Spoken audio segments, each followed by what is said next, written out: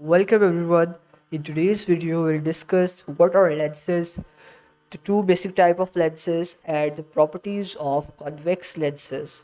So let's start our video. So lenses are basically transparent objects. They are optical devices. They simply change the direction of the light rays that pass through them. These lenses sometimes converge the light rays onto a single point, or sometimes diverge the light rays in multiple directions. There are many applications of these lenses. These lenses are used in our glasses, our spectacles, or in telescopes, or in magnifying glasses, in cameras, and there are a lot of uses of these lenses. These are very useful. In today's video, we will study how do these lenses work and how they are useful to us. So basically there are two basic type of lenses. Number one is concave lens and number two is convex lens. Concave lens is also known as a diverging lens, as it diverges the light rays, and the convex lens is also known as a converging lens, as it converges the light rays onto a single point. So this is a diagram of a convex lens.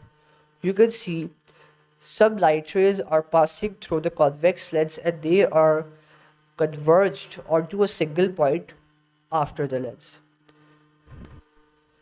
Notice the direction of the light ray which passes through the center of the lens does not change, it remains the same. The direction of all the other rays have been changed, and these all rays are converged to a single point after the lens, labeled as F2. So basically the function of a convex lens or a converging lens is to converge all the light rays onto a single point after the lens.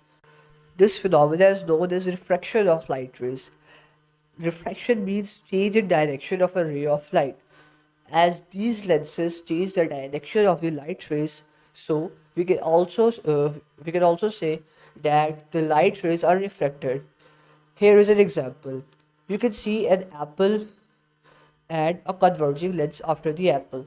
Light rays from the apples pass through the lens and are converged to a single point labeled as F2. When we see through the opposite side of lens, we will see an enlarged image of this apple. This is one of the functions of a converging or convex lens. It enlarges the images. The concept behind this is that when we trace the light rays back from that point labeled as F2 where all the rays have been converged, we will see that these rays will produce a bigger image than the actual image.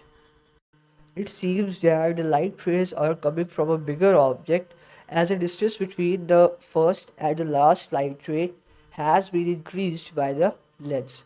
So as a result, we will see an enlarged image of the apple. See you in the next video. Thanks for watching.